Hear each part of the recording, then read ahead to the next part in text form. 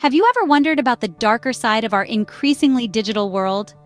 As we navigate through the rise of the digital economy, it's impossible to ignore the vast array of opportunities it presents. Yet amidst this digital explosion, a shadowy figure emerges: the pimp.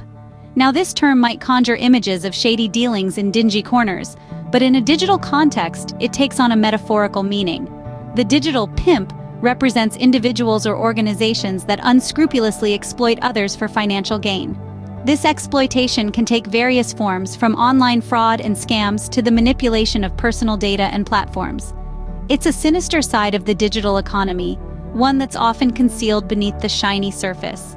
These activities are not just unethical, they're also illegal. They exploit the vulnerable, undermine trust, and can have serious legal repercussions. But what does it really mean to be a pimp in the digital economy, and what are the consequences? Let's look at a few real-life examples that illustrate the dangers of being a pimp in the digital economy. First, consider the infamous case of the darknet marketplace, Silk Road. Its founder, Ross Ulbricht, exploited the anonymity of the internet to facilitate the sale of illegal drugs, fake passports, and even hitmen. He made millions, but at what cost? His actions led to countless instances of harm and loss.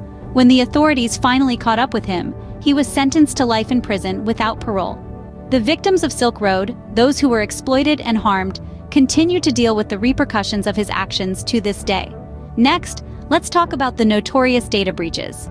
Companies like Equifax and Yahoo suffered massive data breaches, compromising the personal information of millions of people. These breaches were not the result of pimping by the companies themselves, but rather by cybercriminals exploiting vulnerabilities in their systems. The aftermath? A breach of trust, a loss of credibility, and a heavy legal toll. Not to mention, the individuals whose data was compromised faced potential identity theft and financial loss. Finally, consider the case of fraudulent influencers on social media platforms. These individuals build a following through deceit, often buying fake followers or engagement to appear more influential than they are.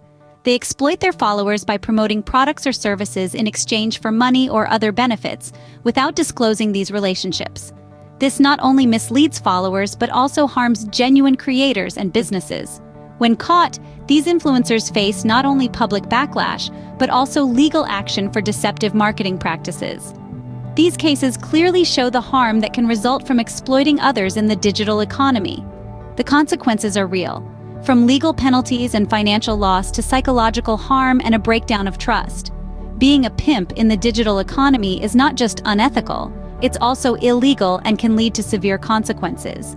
It's crucial to remember that in the digital world, just like in the physical world, our actions have repercussions, and those who choose to exploit others will eventually face the consequences of their actions. So, how can we navigate the digital economy ethically and responsibly? Navigating the digital economy requires us to uphold ethical standards and adhere strictly to legal regulations.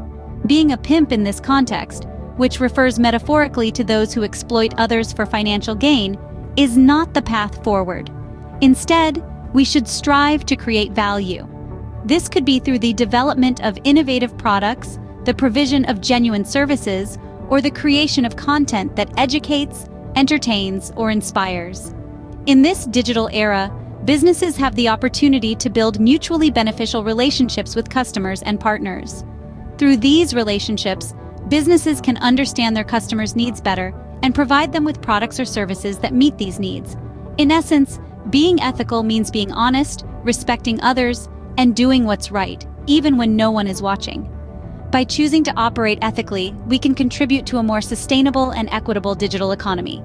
To wrap up, let's summarize the key points we've discussed today.